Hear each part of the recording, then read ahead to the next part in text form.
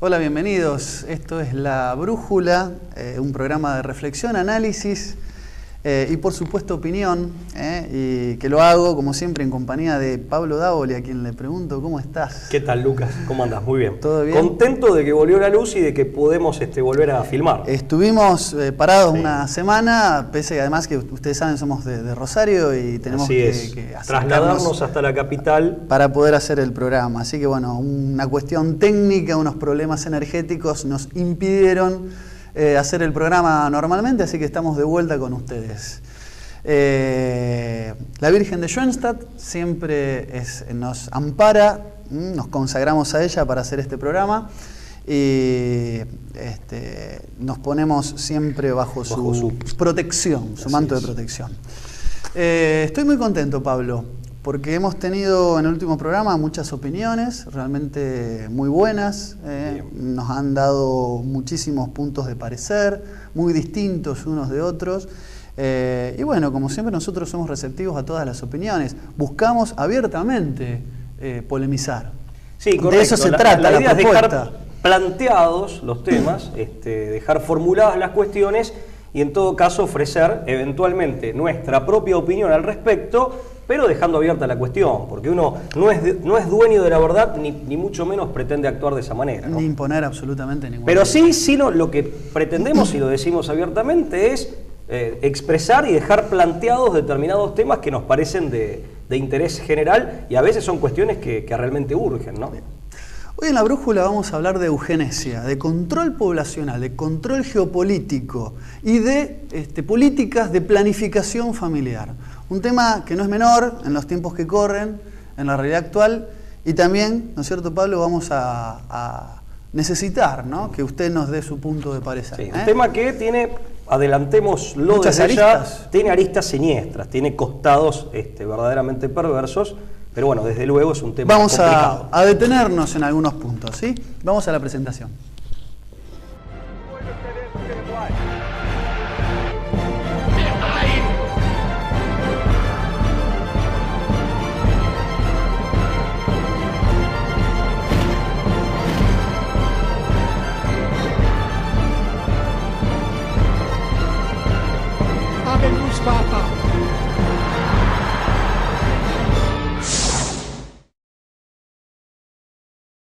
Seguimos con La Brújula. Este tema tan controvertido, Pablo, en realidad no nos va a alcanzar el tiempo para tratarlo seguro como yo quisiera, pero porque es un tema realmente muy rico y lleno de implicancias. Correcto. Sobre todo para lo que está pasando a nivel mundial, ¿no? Pero es un tema que a mí me genera mucha preocupación y ocupación, ¿no?, que es el tema del control geopolítico y muchísimas ideologías, como la ideología de género, intervienen que se han instalado, se han enquistado en la sociedad actual con un fin, a mi entender, no muy ético, ¿no? Es la reducción poblacional para el dominio y el control. Sí, yo creo que hay dos en ese control geopolítico, que es más amplio que el control demográfico, está el pilar o el aspecto estrictamente demográfico, la reducción, el control demográfico y la reducción del volumen demográfico del mundo en general, de la humanidad en general y de determinadas regiones en particular, con especial énfasis en determinadas regiones, y después que la ideología de género, la doctrina, para hablar con propiedad de género, cumple una función especial. La otra arista, o mejor dicho, el otro gran aspecto, el otro pilar, es de lo que quede de la masa demográfica, de lo que quede después de ejercida esta reducción, después de aplicada esta reducción, generar personalidades maleables. Esto ya no tiene que ver tanto con, o no apunta tanto a la cantidad, sino a las características de personalidad, de temperamento y carácter, y a las características psicosociales, culturales, de la masa demográfica que quede una vez aplicada la reducción y el posterior control. Pero para decirlo sin ambajes, si no mal recuerdo, año 2010, en estas reuniones de tecnología, ¿cómo se llaman? TED o NET. Sí, TED, Tecnología, Educación y Desarrollo. Así es. Bill Gates abiertamente habla, o sea, plantea una ecuación, bueno, que podemos tildar de falaz, en todo caso después explicamos por qué, y la variable de ajuste es la población. Y habla abiertamente de reducir la población mundial. Sí, en un porcentaje aparte escandaloso. Efectivamente. Pero bueno, no me quiero adelantar tanto. Quería leer un pequeño fragmento de un escrito y después vamos a tratar de dilucidar de dónde lo estoy extrayendo, ¿sí? El crecimiento poblacional tendrá un serio impacto en la necesidad de los alimentos, especialmente en los países de menor desarrollo, más pobres y de mayor crecimiento. Aun cuando la producción agrícola mundial total puede expandirse más rápido que el crecimiento poblacional, asumiendo condiciones climáticas normales y crecimiento de producción alimenticia según las tendencias actuales, existirán de todas maneras problemas serios en el financiamiento y la distribución de los alimentos, bla, bla, bla. Si uno tuviera así como un primer pantallazo que ver de dónde extraje esto del crecimiento de los alimentos y de la población, uno estaría tentado a pensar que estoy hablando de un viejo escrito de Tomás Malthus. Así es. Bueno, lo cierto es que no. De lo que estoy hablando es de un famoso informe fechado el 24 de abril de 1974, cuyo autor es Henry Kissinger. El Memorando 200. Exactamente, que el verdadero nombre es Implicaciones del crecimiento poblacional mundial para la seguridad de Estados Unidos e intereses de ultramar, conocido como Memo 200 o directamente como Informe Kissinger. Informe Kissinger, donde Kissinger reproducía exactamente, casi textualmente, pero quizás llevado a un plano, ¿no?, de un mundo más avanzado, más complejo, una tesis que Tomás Malthus formuló a finales del siglo XVIII. Este pastor anglicano, ¿no?, que le habían llamado el apóstol de los ricos, claro, había formulado a fines del siglo XVIII, ¿verdad? En la década del 90, no recuerdo precisamente si era el año 94 o 98, escribe el ensayo sobre población y después en 1803 completa el ensayo con otro ensayo sobre la misma temática. Y como bien decís vos, no es casual ni resulta ocioso, por lo tanto, destacar que se trataba de un pastor anglicano, porque de alguna manera la tesis malthusiana postula que la producción de alimentos, la producción alimentaria, crece, al ritmo propio de la progresión aritmética, en tanto que el crecimiento demográfico, es decir, el volumen de la población mundial crecería al ritmo superior, lógicamente, de la progresión geométrica. Y que esto genera... La curva claro, de la población es más pronunciada, claro, que la constante de los alimentos. Efectivamente, y esto generaba, desde luego, un sector de la población que era, por la propia naturaleza de las cosas y por la propia dinámica que él acababa de describir, era población excedente.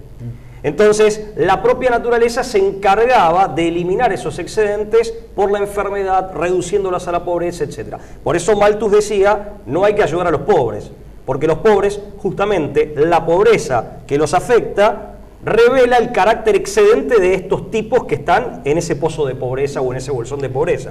Lo mismo con los discapacitados, lo mismo con los enfermos, los tullidos, etc. Los débiles en general. Bueno, esto es una tesis siniestra, que en rigor de verdad, y por eso decíamos que su condición de pastor anglicano no resulta ocioso, no resulta así ocioso resaltarla. De alguna manera, si vos te pones a ver bien o a ver entre líneas, es la tesis calvinista de la salvación, claro, en donde los ricos son aquellos que por ser ricos están señalados. La acumulación en vida, claro, de bienes de riqueza es indicativa de que te vas a salvar. Y el pobre, lo contrario, el pobre, el desafortunado en esta vida, esta situación de infortunio es indicación de que le va a ir mal en el más allá, de que no se va a salvar. De alguna manera es una suerte de transpolación de estas categorías o de estos conceptos al terreno económico y demográfico. Claro. Por eso digo, no es ocioso resaltar de que Malthus era un pastor anglicano, ¿no? Sí, además rompía un poco con una mirada de un pesimismo antropológico con los clásicos. Y yo tengo entendido que era amigo de David Ricardo, pese a que no compartía ninguna de sus ideas, ¿no?, clásicas de la economía. Y gracias a él se le llama la demografía la ciencia lúgubre, porque claro, justamente pronosticaba que el equilibrio social iba a estar necesariamente determinado por las catástrofes naturales, las guerras, las pandemias. Correcto. Iban a equilibrar nuevamente estas curvas de los bienes y servicios por un lado y los alimentos, y por otro el crecimiento poblacional. Reestabilizar la asimetría que por el ritmo de crecimiento propio y diferente de cada uno de estos dos factores se generaba. Entonces, las guerras, la pobreza, las hambrunas restablecían ese desequilibrio. Igualmente, hay que aclararlo desde ya, desde el vamos, la tesis es falsa. comprobadamente falsa, y sobre todo en nuestros días con el adelanto tecnológico, científico, tecnológico, que se ha producido a lo largo de los últimos 2 siglos, desde la época de Malthus hasta acá. Es interesante cómo la matriz malthusiana no se ha caído pese al obsoleto de esta teoría, ¿no? Porque aparte se limitaba a los terrenos cultivables, que sabemos hoy que con la tecnología eso se puede superar esas limitaciones, ¿no? No, por supuesto, por supuesto. Muchos lo acusan de ser un vocero en realidad, es decir, que no es inocente la tinta de Malthus. Malthus respondía a los intereses monopólicos de la compañía británica de las Indias Orientales. O sea, sería un amanuense. Un amanuense de determinados intereses holandeses y británicos, claro, que en ese momento estaban haciendo un lobby para también la reducción poblacional.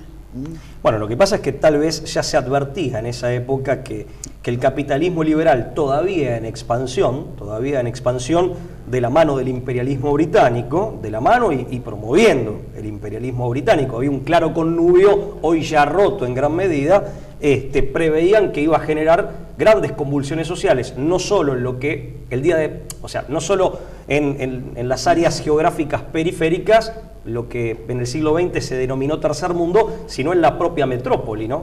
Ahora, lo que había que instalar era un paradigma de pensamiento. La famosa cuestión social de la que se va a hablar ya desde mediados del siglo XIX en adelante en la propia Europa. Decía hasta la Comuna de París, ¿no? 1860, Correcto. En este grado tan marcado de conflictividad social. Lo que pasa es que en este sentido el capitalismo liberal tiene una lógica que es perversa y suicida, porque termina concentrando riqueza, expulsando gente del sistema y de esta manera devorando sus propias condiciones o presupuestos de funcionamiento, que es la libre empresa y la libre competencia, y la libre concurrencia. El fenómeno de concentración económica, en definitiva, elimina el requisito o la condición previa para que este sistema funcione. Claro. Es una víbora que se come su propia cola. Lo que pasa es que la concepción de hombre, como la articulaban los siglos anteriores, ¿no? a las revoluciones darwinianas, no era compatible, ¿no? con esta tesis de la reducción planificada de la población. Creo que la figura clave es Darwin, porque rompe con una concepción antropológica que se tenía y de alguna manera es deshumanizante. Hay muchos investigadores que ven que la construcción, y digo construcción en términos muy adrede, ¿no? La construcción de la subjetividad a partir post-Darwin marca un antes y un después. Darwin... la percepción de nuestra propia naturaleza. Claro, había que instalar una idea de hombre que pueda ser manipulada, menos espiritual y más biológica. Y por lo tanto menos humana. Claro. Y por lo tanto Darwin fue elegido para instalar esta concepción. Fíjate que Darwin, esto es algo interesante y a veces no se dice. Sí, en criollo, podríamos decirlo así, Darwin era servilleta. O sea, fue totalmente. Claro, porque él trabajaba, tengo entendido, esto lo cuentan Horacio Ricciardelli y Schmidt, no recuerdo el nombre, en el libro Los protocolos de la corona británica, de editorial Struhart, si no mal recuerdo, en ese libro los dos autores cuentan que Darwin, así como en su momento Freud, trabajaron como analistas de información, y Darwin seguramente con sus viajes como recolector de información para los servicios secretos británicos, ¿no? Para alguno de los órganos de inteligencia del Estado británico. La sociedad británica, la corona, siempre estuvo detrás, la sociedad fabiana, estuvieron siempre detrás de todas estas investigaciones. Mira, hay algo que es realmente interesante. Por empezar, Darwin era un portador de apellido, ¿no? Se sabe que Erasmus Darwin, el abuelo de Darwin, ya era un físico muy prestigioso. O sea, ya era el que le había dado el puntapié inicial a un Darwin que nunca había tenido la necesidad material de trabajar. Siempre había venido de una familia de hacendados muy acomodada y se gastó su fortuna en sus famosos viajes en el HMS Beagle, ¿no? En sus 5 años. Correcto. Que duró, donde escribió los famosos diarios. Que de hecho lo trajo a nuestras playas, ¿no? Correcto, estuvo por estos pagos. Así es. Darwin además, ya el gran bagaje del evolucionismo lo toma de Jean-Baptiste Lamarck. Es decir, Lamarck ya había hablado de evolucionismo, ya había hablado de biología, había hablado de evolución en los términos que actualmente la biología moderna los considera así, ¿no? Así es. Que cada ser vivo en su hábitat iba generando las condiciones de adaptación para adecuarse al medio. No había nada nuevo en esto. Y lo interesante es que su tesis, su principio de selección natural, que podemos decir que es lo que Lamarck no tenía, lo toma después de sus viajes por el Beagle, leyendo la 6ª edición del ensayo de la población de Malthus. O sea que no es una tesis que viene o que brota necesariamente de la propia ciencia biológica, sino que extrae de estudios demográficos y económicos que había hecho Malthus. O sea, es una idea importada. Aplicable, sí, a las especies vivas, que es verdad que tienen más progenie que la que llega a la vida adulta. Bueno, de ahí la selección natural como la establece Darwin. Pero un detalle, Pablo.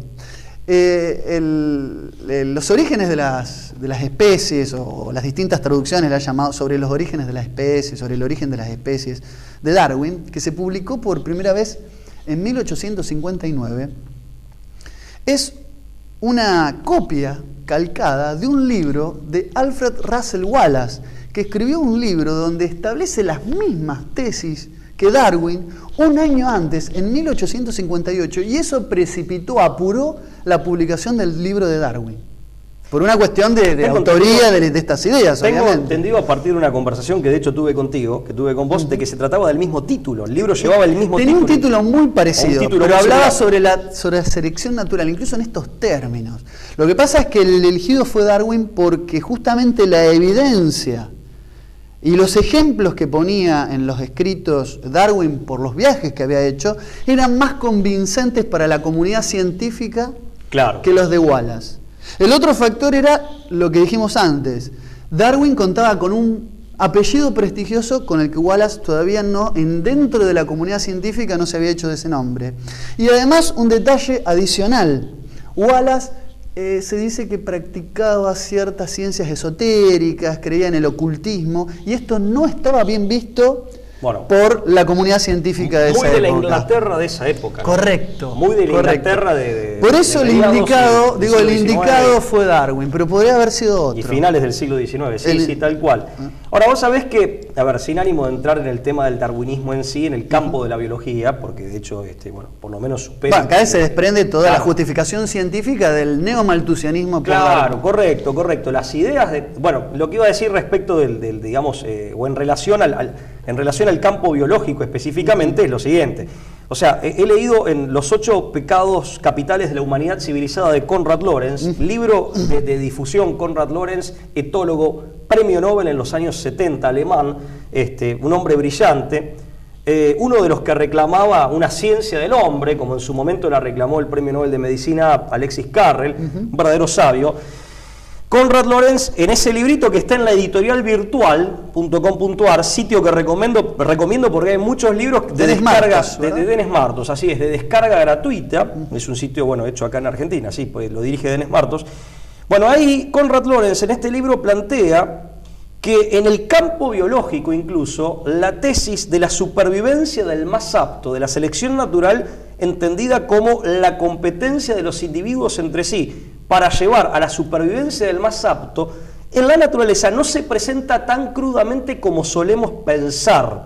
De hecho, dice... Admito que desconocía de hecho, dice, son los grupos colaborativos, es decir, los grupos más fuertes o las especies y dentro de cada especie los grupos que tienen mayores niveles de actividad colaborativa, solidaria, entre comillas, me atrevería a decir, se preservan y prevalecen sobre aquellas otras especies o grupos dentro de la misma especie en donde las relaciones de colaboración, de cooperación son menores y prevalecen las relaciones de competencia individual. No es que no exista la competencia individual, pero existe acotada en un marco de cooperación y siempre al servicio del grupo y más ampliamente de la especie. Bueno, el liberalismo recalcitrante necesitaba enaltecer las condiciones de competencia, justificarlas en el terreno de la biología y no tanto de las de cooperación. Pero ya en la biología parece ser que no es tan así. Parece ser que la competencia está al servicio de un marco que en el fondo, o en lo más amplio, es cooperativo y al servicio del conjunto y no del individuo. Entonces, por un lado ya parece ser, por lo que decía Lorenz, por lo que yo entendí lo que dice Lorenz, no soy biólogo, disto mucho de serlo, que ya en la biología no es así. Pero además está el segundo error. Este es un primer error limitado al campo de la biología, digamos, o propio de... El segundo error es transpolar conceptos biológicos, sean acertados o no, en el campo de la estricta biología, transpolarlos a la realidad humana y más específicamente sociológica, en donde lo biológico, desde luego que tiene una incidencia, porque somos sujetos biológicos, de hecho es una de las facetas o dimensiones que nos constituye, pero no somos únicamente eso.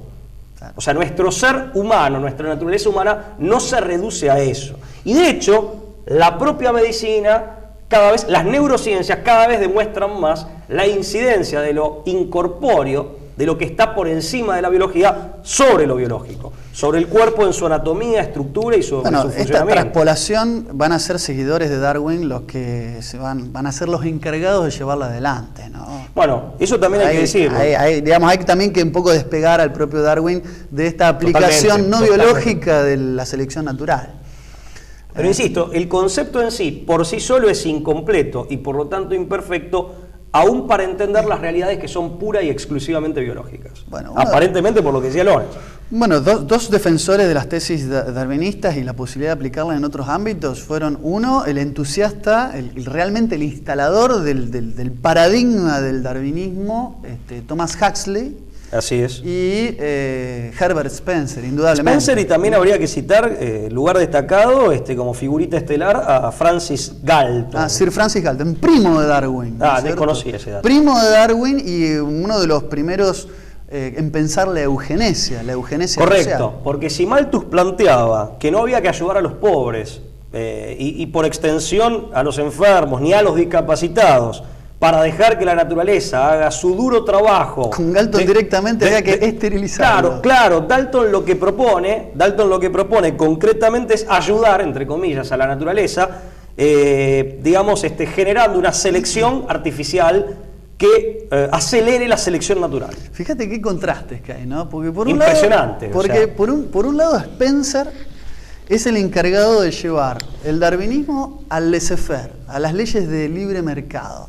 Así como hay monopolios y empresas que si no sobreviven a la competencia tienden a desaparecer y otras empresas tienden a comerse a otras, veía en esto un poco la ley de la supervivencia del más apto. The survival of the fittest, como el lema de Harley Davidson. Por consiguiente, Spencer consideraba que el libre mercado debía ser la forma que mejor reflejaba el darwinismo aplicado en el mundo social. Perdón, pero también es una manera de reconocer que la ilusión y la promesa del siglo XVIII, la promesa de Adam Smith de que el libre cambio y el liberalismo económico en general, la supuesta mano invisible del mercado, este mecanismo automático, iba a desparramar, el walrasiano, iba a desparramar bienestar para todos.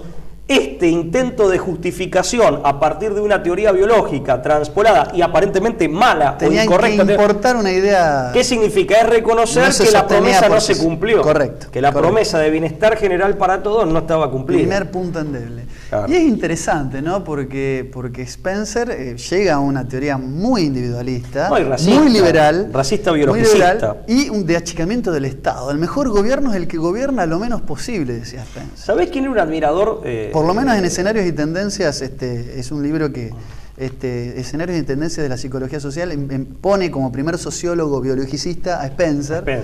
Y lo presenta de esta manera. Herbert Spencer. El que era un admirador en nuestras playas, en nuestras tierras de Herbert Spencer, esto lo cuenta Héctor Petrocelli, coterráneo nuestro, profesor de la... Claro, efectivamente, en su libro de Historia Constitucional Argentina era Sarmiento. Sarmiento era un hombre, digamos, que admiraba y adhería en gran medida a las teorías de Herbert Spencer, que aparte están impregnadas de un profundo racismo biologicista. Esto de civilización y barbarie refleja, ¿no? Un poco. Totalmente.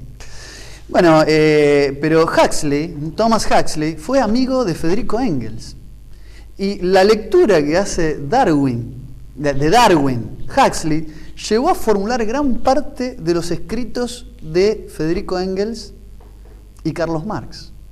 Fíjate qué contraste. Un efecto contagio importante. Dentro del mismo equipo, algunos apoyaban el liberalismo acérrimo, justificado, avalado por las tesis de Darwin, y otros impulsaron el primer brote de los escritos marxistas, también teniendo una mirada biológica. No llega a haber un biologicismo al estilo darwiniano, pero esto de que el hombre es lo que come, como decía Marx, Bueno, tiene una cuota, ¿no? Se trata de una construcción ideológica completa, en algunos aspectos incoherente, no del todo coherente, muy compleja, pero es una construcción ideológica eminentemente materialista, focalizada en los estudios sociales y por lo tanto economicista, que es la traducción de ese materialismo filosófico.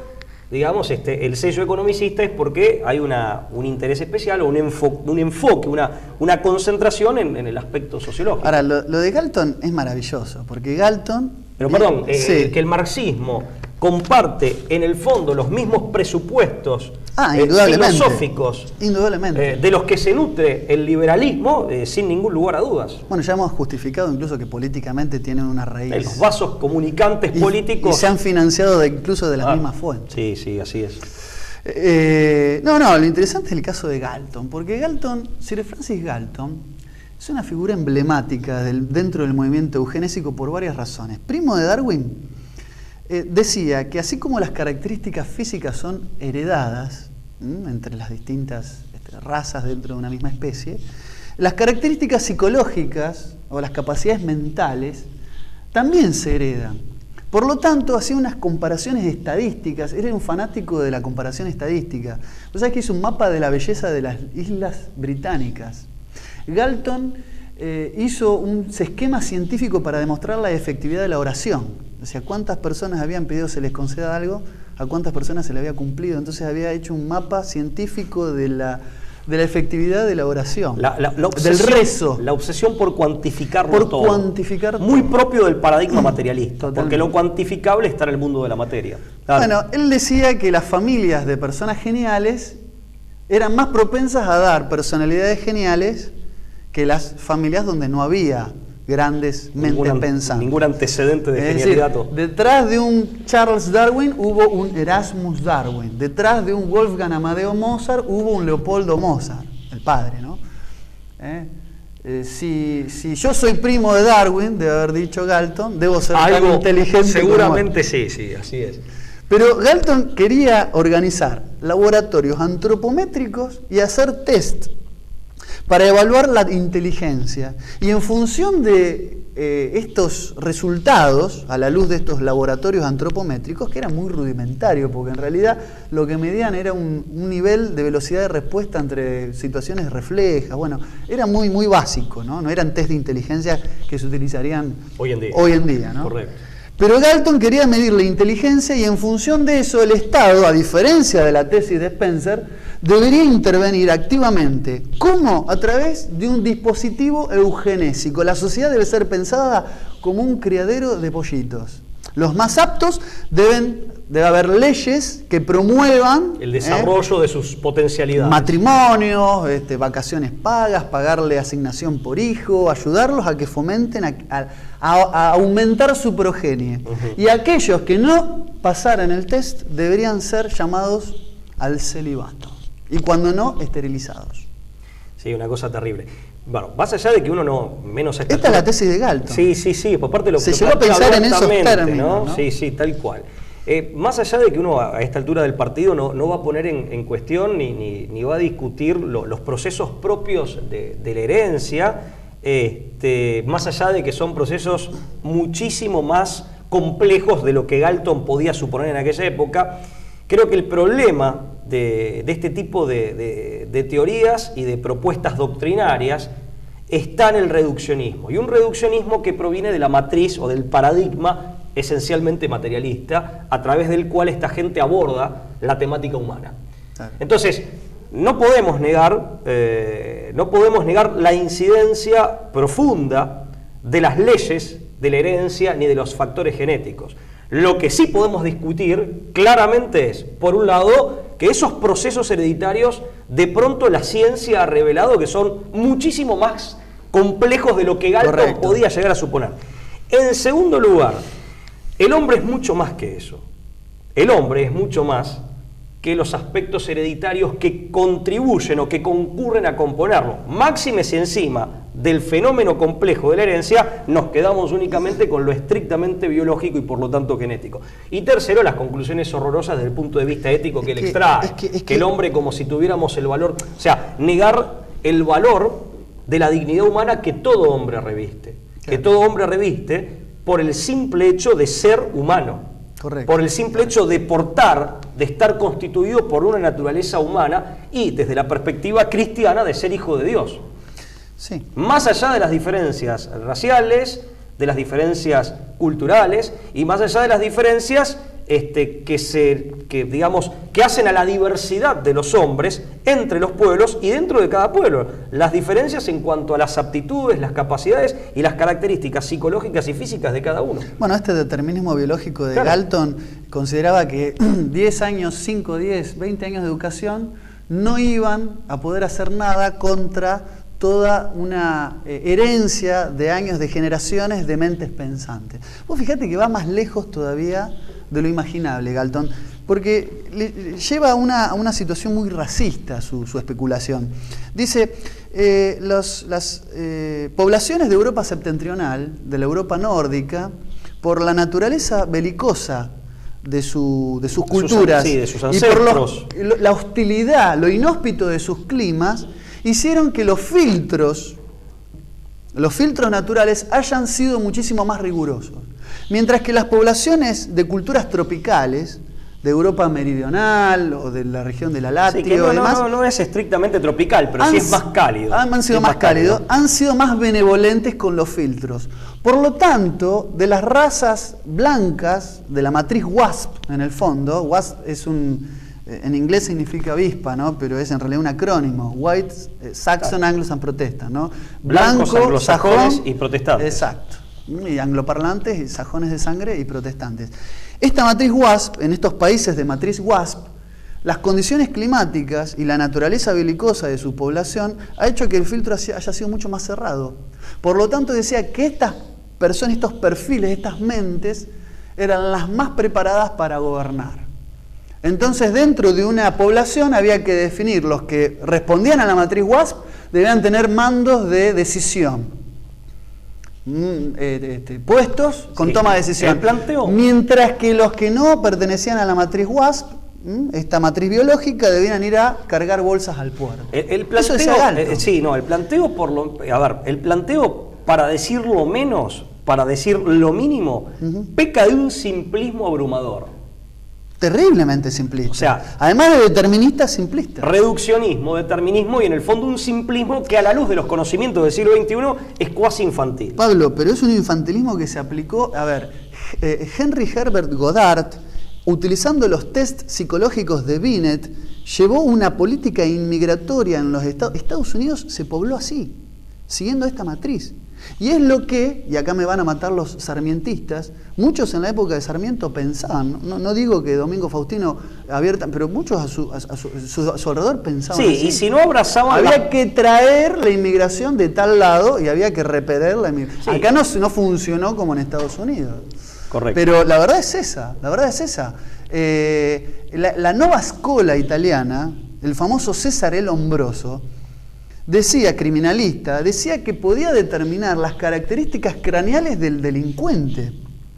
Hizo unos mapas comparativos donde podía determinar que una persona, siguiendo las teorías de Darwin, por tener una cabeza más dolicocéfala, menos, era propenso a delinquir. Entonces, podía ir preso solamente por tener las características fisonómicas del delincuente, aún sin haber delinquido. ¿Vos me seguís hasta dónde estamos? Sí. Conduce a soluciones aberrantes. Desde el punto de vista ético, son soluciones, y del sentido común, son soluciones aberrantes que repelen al hombre de sentido común y al hombre que tiene un mínimo sentido de justicia y de buen corazón, podríamos decir. Porque aparte, acá no solo la razón se resiste a adoptar este a ese nivel se aplicó el darwinismo. A ese nivel también el corazón, los sentimientos de toda persona bien nacida, de alguna manera se resisten, no es una señal, es decir, acá algo raro hay. Correcto. De todas formas, lo cierto es que, llegando al siglo XX, digamos, todas estas ideas de alguna manera se condensan en Estados Unidos con el movimiento,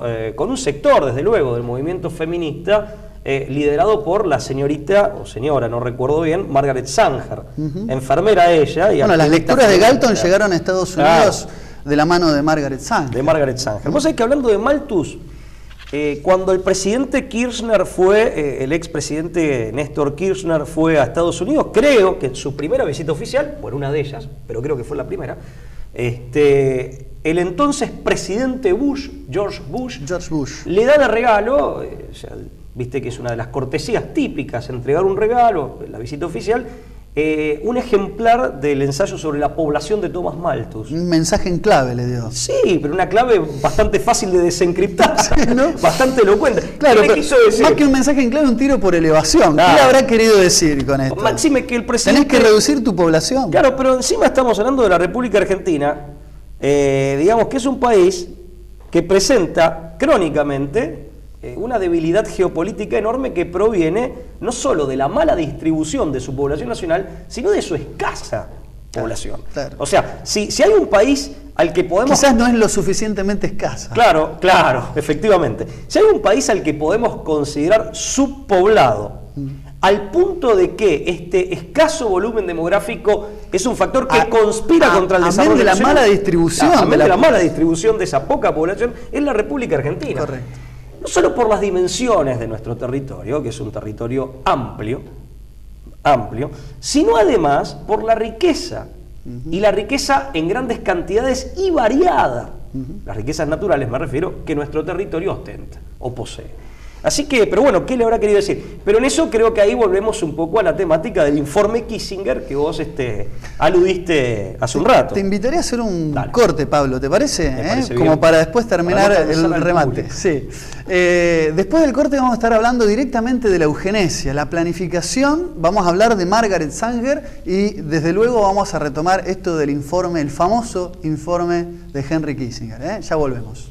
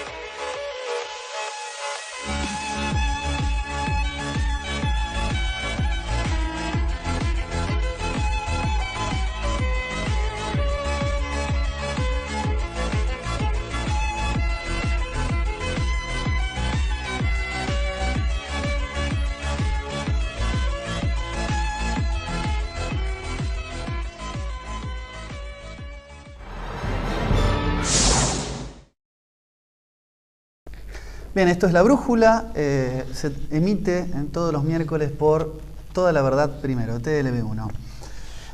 ¿Quién es Margaret Sanger?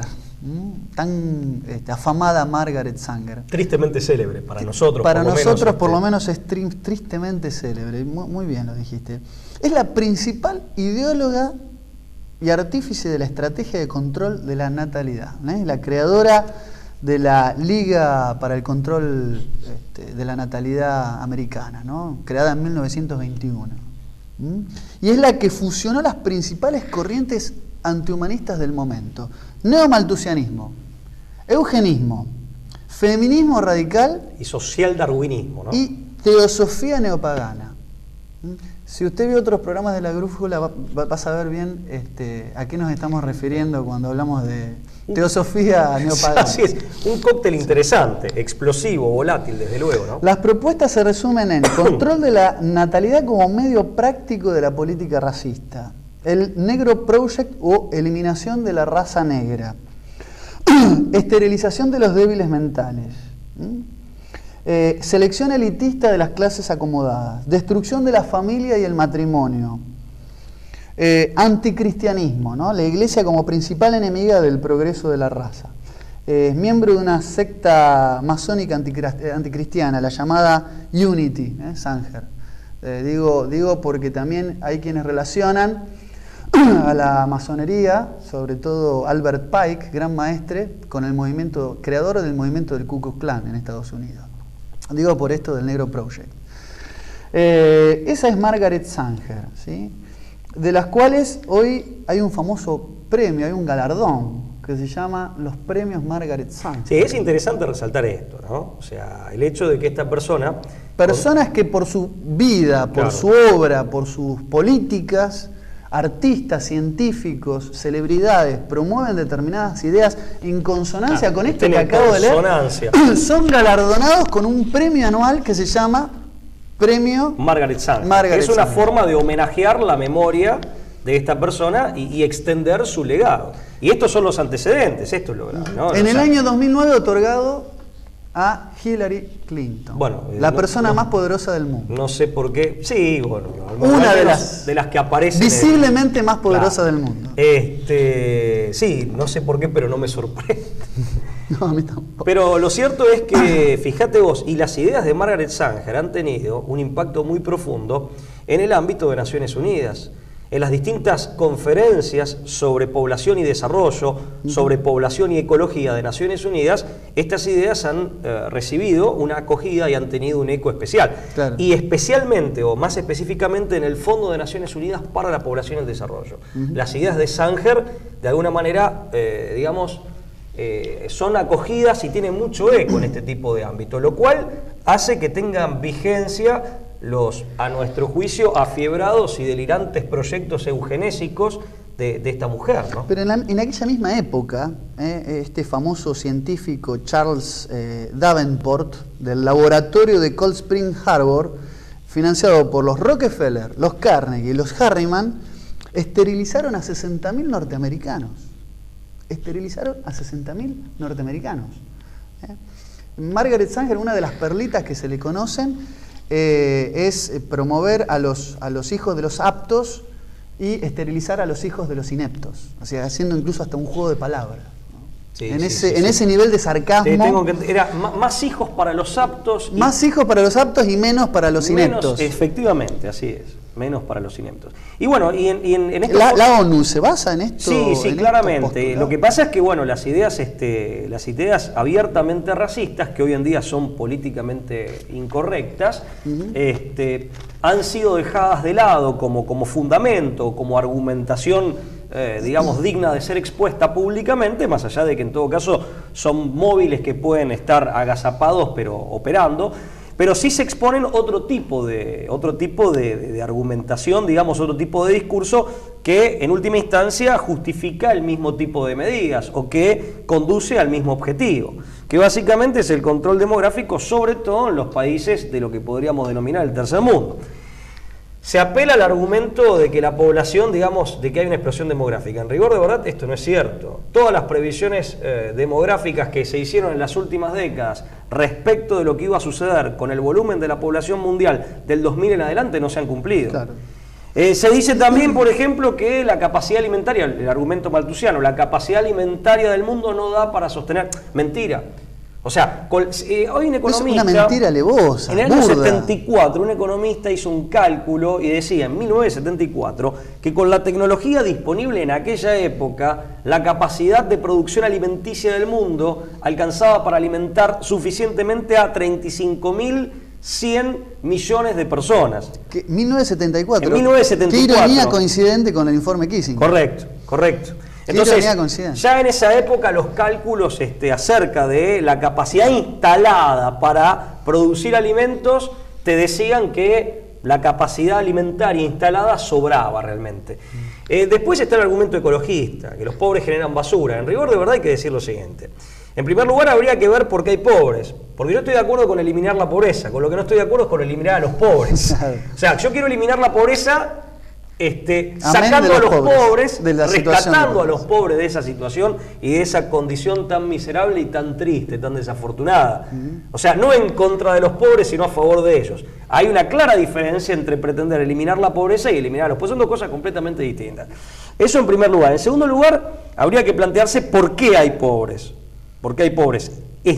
El fenómeno de la pobreza no es un fenómeno, por lo menos con la magnitud que ha cobrado en nuestros días, es un fenómeno del que podemos responsabilizar claramente al proceso, o a la dinámica que conduce a la concentración de riqueza, ya lo dijimos, propia del capitalismo liberal.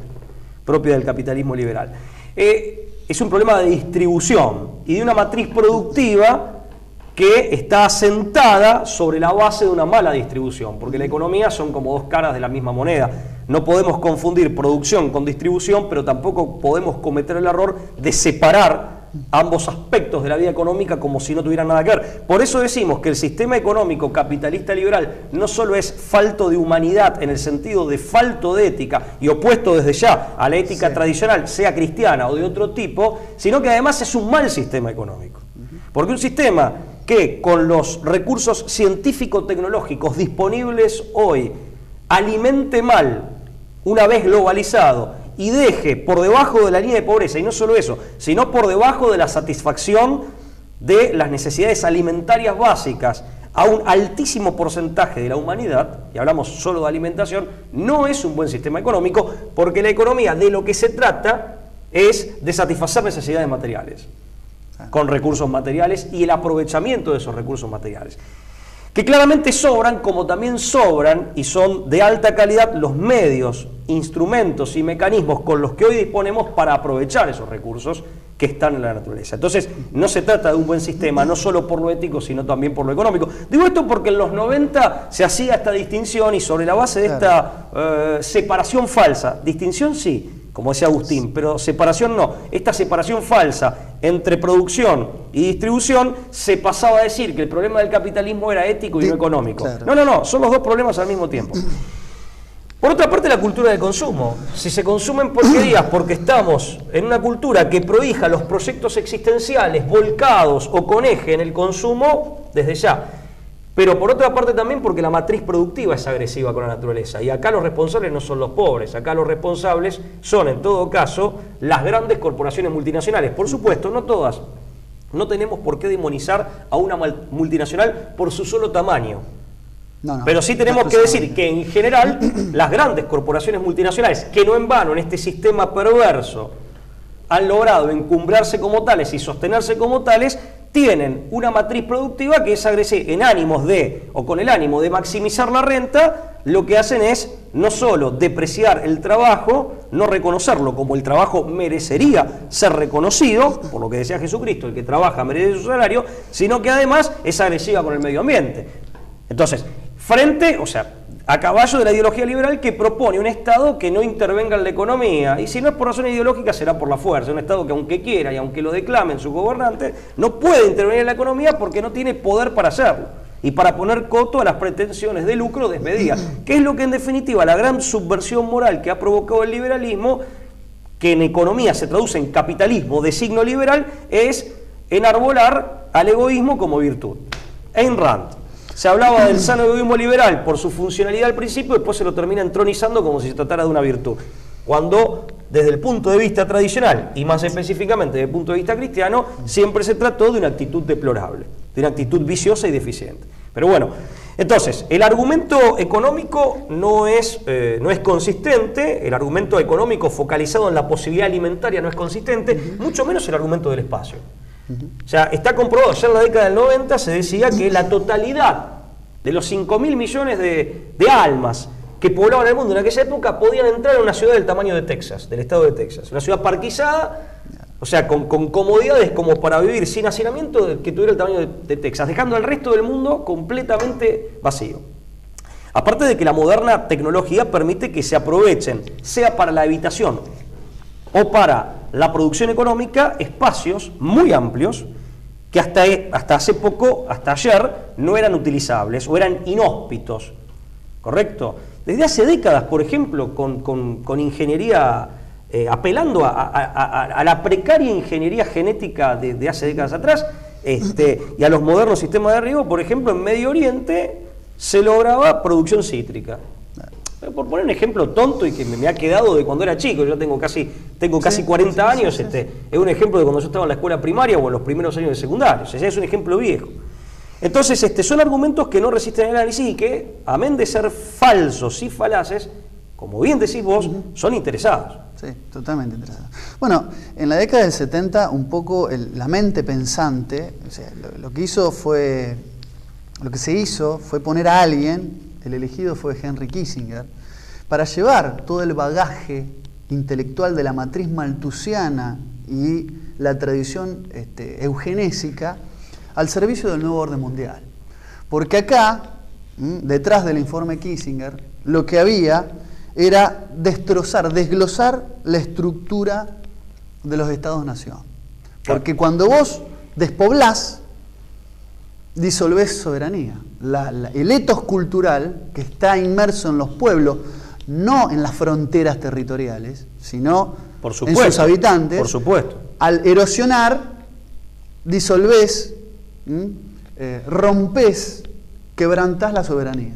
Ese es el verdadero objetivo de los críticos, ¿no? Que según los críticos tenía el informe de Henry Kissinger. Que aparte, Lucas, es muy claro. Es lo que se está, desde la década del 70 hasta los 90, es lo que se implantó de manera sistemática e instrumentada. Alfred Sauby, y no sé si está bien pronunciado, demógrafo, creo que de origen francés, ya en el año 67, planteaba, y Colin Clark, otro demógrafo conocido, reputado, planteaba lo mismo, que el desarrollo económico requiere, y el potencial político que se puede derivar de ese desarrollo económico, o que normalmente lo acompaña, requiere de un aumento poblacional. Y está demostrado también que se estabiliza con el incremento de la prosperidad y los aumentos del nivel de vida, en determinado momento la dinámica natural y cultural estabilizan esa población que generó crecimiento con el engrosamiento o de la mano del engrosamiento demográfico. En el caso argentino nosotros estamos muy por debajo, del número óptimo de población para hacer un aprovechamiento sensato y óptimo, valga la redundancia, de nuestro vasto territorio, de toda nuestra riqueza. Es más, ni siquiera ocupamos efectivamente nuestro territorio. La Argentina tiene territorios prácticamente vacíos, no solo sin aprovechamiento económico, sino sin ocupación y por lo tanto sin control. Correcto. Porque aparte, bueno, es otro tema, hay toda una infraestructura de control, radares, por ejemplo, que está desactivada o mermada. El informe Kissinger pretendía presentar las políticas de control de la natalidad como derechos del individuo o de la pareja. O sea, acá viene la fíjate, que la ingeniería, es decir, presentarlo como un derecho adquirido. La ingeniería discursiva. Propagandística. Fue Kissinger el que convenció al clan Rockefeller, que sea la literatura, los escritos de Herbert Marcuse y de Erich Fromm, los que ayudaran a instalar la idea de género, sí, señor, en la cultura de los 60 y de los 70. Acá volvemos a la acción psicológica, pero fíjate que Kissinger lleva adelante una política de matriz malthusiana, eugenésica, financiado por Rockefeller, pero instalada ya no como se había hecho de manera frontal y directa, sino disfrazada de discurso anarcomarxista, ¿no? En Razón y Revolución, el hombre unidimensional, en esto como lo había presentado el discurso de Marcuse y la Escuela de Frankfurt. Claro. Bueno, nuestro primer programa hablamos de la Escuela de Frankfurt y hablamos, si no mal recuerdo, de Fromm. Cómo todo se conecta, parece una Bueno, lo que pasa es que la Escuela de Frankfurt también, en definitiva, yo lo dije en nuestro Fundación primer programa y lo quiero repetir, mal llamada Escuela de No Frankfurt. no tiene nada que ver con Frankfurt. Pobre la gente de Frankfurt, no le colguemos este estigma a la gente de Frankfurt, una bella ciudad alemana que no tiene nada que ver con la escuela que fundó esta gente, que en definitiva hacen sus máximos desarrollos, o sus principales investigaciones y desarrollos ideológico-doctrinarios en los Estados Unidos. Fromm, aparte, bueno, un defensor del matriarcado, ya lo dijimos, haciendo una lectura equivocada de los descubrimientos que Johann Bachofen había hecho en Anatolia. Que aparte de Johann Bachofen, se dice Bachofen, había aparte aplicado a todo el mundo como universal algo que era muy regional y sobre singular. La base de un error parcial de Bachofen, Fromm hace una interpretación tergiversada, aparentemente, interesadamente, de lo que había dicho Bachofen, y bueno, viene con esta idea de impulsar el matriarcado y su postulación de una especie de linchamiento simbólico de la figura del padre y del linchamiento cultural, e incluso en la terapéutica que sugiere Fromm, ¿no? Tal cual. Pero bueno. Segundo objetivo encubierto del Memo 200, ¿no? Cambiar los preceptos religiosos y culturales de los pueblos, en consonancia con esto, matriarcado, patriarcado, que son los que hacen inviables dichas políticas. Las políticas anteriormente habladas, ¿no? Que habíamos dicho como derecho individual adquirido. Y tercero, encargar las políticas de implementación a los naturales de los países en cuestión, previamente reclutados en los países del norte. O sea, identificamos inmigrantes ilegales en los estados del sur de Estados Unidos. Bueno, en México hay que reducir la población porque se transforma en una amenaza para la seguridad. Sí. Un tema que está insinuado en lo que vos decís, insinuado y casi a flor de piel, es convertir a los países no desarrollados que tienen grandes riquezas económicas, un caso es el nuestro, en reservorios de recursos naturales. Claro. Para que esto suceda, para que los recursos naturales puedan ser aprovechados por las grandes corporaciones multinacionales. Declarados también como patrimonio de la humanidad. Claro, bueno, esta es una forma de hacerlo y darle un barniz humanitario y jurídico. Los lagos patagónicos. Lo que hay que evitar es que esos recursos sean genuinamente utilizados por la población del lugar. Para eso hay dos caminos: evitar por un lado el desarrollo de la gente del lugar y evitar que en el lugar haya gente, claro, que es mucho más seguro. Porque si no los tenés que andar controlando permanentemente, que no desarrollen industria, ciencia y tecnología. Igual yo quiero aclarar algo, yo no me quedo con el paradigma del imperialismo decimonónico, yo no creo que esto sea un problema de los norteamericanos. No. Es verdad, eso para hay que mí aclarar. Es una cuestión, digamos, o son proyectos impulsados por oligarquías de signo plutocrático y de vocación y espíritu cosmopolita que no responden a los intereses de ningún pueblo en particular, ni del pueblo británico, del pueblo inglés, galés, escocés, si es que quieren subdividir, ni del pueblo estadounidense tampoco. De hecho, yo creo que en el fondo también son enemigas de esos pueblos a cuyo amparo o en cuyo seno se han desarrollado estas oligarquías, insisto, que no hesito en calificarlas de plutocráticas ni de cosmopolitas y globalistas. Pero hay ejemplos muy elocuentes, esto de la república glaciar que se está hablando. Sí, por supuesto. Es terrible, ¿no? Es terrible. Y otra cosa también que quiero aclarar, como bien lo hiciste, Pablo, con respecto de esto del imperialismo, dónde se aloja o cómo lo tendríamos que considerar. Tampoco se utiliza más el término eugenesia, porque obviamente que es un término que de por sí está estigmatizado. Ya nadie se le ocurriría hablar de eugenesia, por lo menos explícitamente. Hoy se habla, y les pido que preste atención, se habla de transhumanismo. Cuando usted escuche la palabra transhumanismo, alerta, porque significa la aplicación de la ciencia, de la genética, de avanzada, para la mejora de la calidad de vida y el perfeccionamiento de la condición humana. Un título que parece rimbombante y muy vago, lindo, pero que en realidad lo que es la manipulación y la apuesta, ¿no?, de la ciencia del genetismo, de la ciencia de la genética, al servicio de la depuración racial, del control, quizá también de la esterilización, no lo sabemos. Pero ojo cuando hablemos o cuando articulemos el término transhumanismo, porque tiene que ver con la eugenesia en términos, la eugenesia, bien digo, en términos actuales. La eliminación de linajes. Es la máscara con la que aparece hoy la eugenesia. Y esto es lo más, no sé si lo más, pero figura seguramente. Romper la identidad, fíjate. Romper las identidades y eliminar linajes. Eliminar linajes. Esto es una cosa terrible, ¿no? Porque los linajes, cada uno de ellos, cada uno con su autenticidad y sus características y con su misión histórica, su vocación histórica a partir de estas características y de esta autenticidad, son un producto, una perla histórica, fraguada en un determinado contexto geopolítico y con determinadas circunstancias a lo largo de los siglos y eventualmente de los milenios. Por eso, atentar contra cualquier linaje, sea un linaje blanco, negro, amarillo, atentar contra cualquier etnia, de la manera que sea, es un crimen contra la humanidad. Es un crimen contra la humanidad toda en última instancia. Sin lugar a dudas. Los linajes, solo en los linajes existimos las personas, existimos en el contexto de un linaje al que pertenecemos. La humanidad se expresa con toda su diversidad y su riqueza en los linajes. Atentar contra los linajes, contra cualquiera de ellos, es atentar contra la humanidad en su conjunto. Es la atomización, ¿no? Efectivamente, y la deconstrucción de la humanidad. Por eso vos hablas de transhumanismo, algunos hablan del poshumanismo, y en rigor de verdad... También se habla de poshumanismo. Esto me genera... Tengo entendido que el transhumanismo es la etapa previa para llegar al poshumanismo. Me genera, pasa que la modernidad ha hecho un abuso y una tergiversación tan grande de estos prefijos post, claro, y de lo que es el humanismo, porque la modernidad con todo digamos, sus concepciones materialistas que provienen de la Ilustración, que en última instancia son una derivación tal vez no querida del cartesianismo, la modernidad con su inmanentismo, habló de humanismo para empobrecer la visión que se tenía del hombre.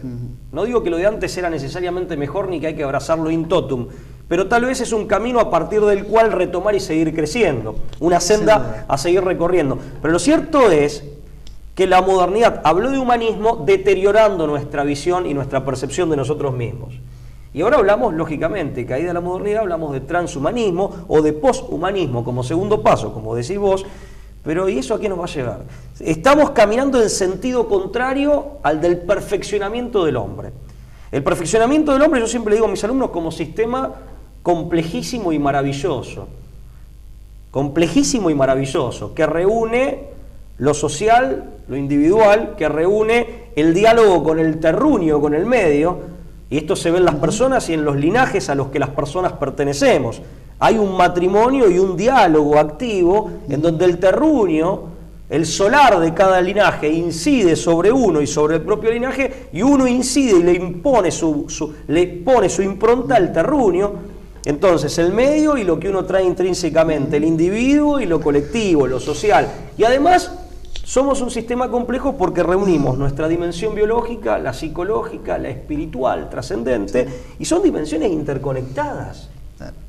Entonces, este experimento de Dios, por así decir, esta creación de Dios que somos nosotros, tan maravillosa, tan compleja, y cuya complejidad no deja de sorprendernos a medida que avanza la ciencia, que avanza el conocimiento de nosotros mismos, todo esto viene a deteriorarnos. Sí, nos queda, además de que nos quedamos sin tiempo, nos quedan afuera ciertos temas, pero que de alguna manera se desprenden de esto, que a lo mejor no llegamos a abordarlos, como puede ser la ideología de género o las agrupaciones proabortistas, ¿no? Que no hace falta por ahí abundar demasiado, porque ya como que se cae madura. Se cae maduro. ¿Por qué se sostienen? ¿Quiénes la financian? La ¿Quiénes están promoción del detrás? aborto responde claramente, más allá de los motivos que eventualmente los abortistas, convencidos o no, creo que no hace falta profundizar el tema, pero que están promovidas. Puede haber genuino convencimiento por del supuesto, tema, pero que hay una mano negra que impulsa esto con fines que van mucho más allá de una cuestión de la ética individual o de ser dueño de tu propio cuerpo, como se le llama. Me parece que eso es innegable, es parte de una ceguera total tratar de eludir el tema si no se le da un objetivo geopolítico. El que no piensa el abortismo en términos geopolíticos o económicos, en el año 2009 se denunció que una famosa empresa que producía cosméticos financiaba abortos porque las células utilizaba los fetos de 16, 18 días, no me acuerdo cuánto tiempo era, sí, para hacer productos cremas de rejuvenecimiento. Cremas de eso, sí, anti-aging, como se le llama. Sí, son de rejuvenecimiento facial o epidérmico. Sí, pero esto es vampirismo, ¿no? Es matar, es como Drácula, es vampirismo porque Drácula es un ser muerto en el fondo, que sigue vivo, espiritualmente muerto, podríamos decir, que necesita matar a otros, beber su sangre, que es alquímicamente y simbólicamente la fuente de la vida y de la propia identidad, chupar la sangre de otro para seguir con vida de él. Bueno, esto es un poco lo mismo, el tipo viejo que asocia la vitalidad simplemente con la apariencia del rostro y del cuerpo y quiere mantener una falsa imagen de juventud, al embarcarse en eso pierde su espiritualidad y las fuentes de la verdadera vitalidad, ¿correcto? Y necesita matar a los más jóvenes para nutrirse él. Eso es una cosa muy siniestra. Una última cosa que quería decir es, recomiendo un librito que ya tiene muchos años, de los años 90, pero que hablaba del aborto, es El aborto, delito o derecho, la cara oculta del imperialismo demográfico, que lo escribió un ex profesor mío, joven él, tenemos poca diferencia de edad, el doctor Mariano Gustavo Morelli, también de Rosario, creo que es profesor en la Universidad Nacional de Rosario hoy en día, y es un libro que a mí en su momento me abrió la cabeza. Después hay libros del padre Sanaúja. Juan Claudio es el nombre, o Claudio Sanaúja, sobre esta temática. Y sobre la ONU en general, creo que ha hecho una crítica muy pormenorizada. Sí, pero hay bibliografía. Y después hay una página web que realmente merece que la mencionemos y que no sabemos quiénes son quienes la dirigen, pero merece realmente que la mencionemos porque es muy buena, que es notivida.org, si no me equivoco. Sí. Notivida, si lo googleás, tiene muchísimos artículos sobre control demográfico y otros temas afines. Bueno, Rosario, el profesor Luis D'Aloisio es realmente una persona muy comprometida en Fundaciones Provida y es una de las personas que más saben del control demográfico, planeación familiar, y yo he aprendido mucho de él, de escucharlo, Luis sus conferencias, de Luis D'Aloisio. Sí. Así es. Bueno, nos quedamos sin tiempo. Nos quedamos sin tiempo. Esperemos haber contribuido en algo al tema tan complejo y tan vasto. Un mensaje que dirijo, me permito dirigir a modo de pedido. Lo del rector, ¿no? Sí, así es. En la Universidad Nacional de La Pampa tomé conocimiento por internet, de manera que tengo que confesarlo, no me consta, pero lo vi en 2 o 3 páginas que me merecen algún crédito.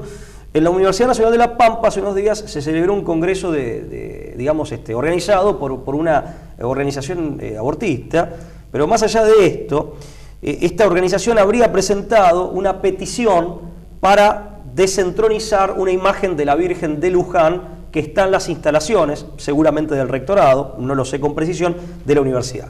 Me tomé el atrevimiento de mandar una respetuosa carta al señor rector, que por lo que decía la nota que leí, está analizando el tema, solicitándole que no haga lugar, solicitándole encarecidamente.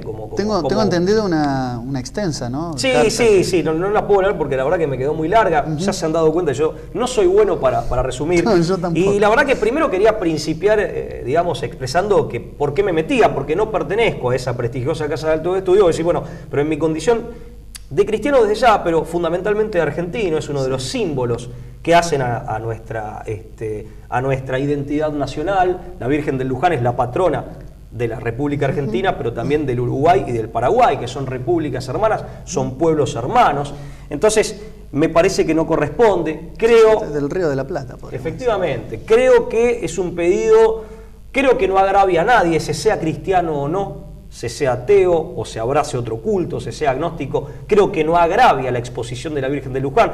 Creo que si bien claramente tiene un sentido religioso, también lo tiene cultural para aquel que no sea cristiano o que de pronto no profese ninguna religión. Y por otra parte creo que al no agraviar se trata de un pedido motivado por una animosidad que no debe ser prohijada. Que no debe ser prohijada porque en definitiva el catolicismo es la religión de nuestros próceres, es la religión de nuestros padres y sigue siendo la religión mayoritaria. Pero aparte creo que no debería ser prohijada ninguna animosidad contra ninguna religión en particular.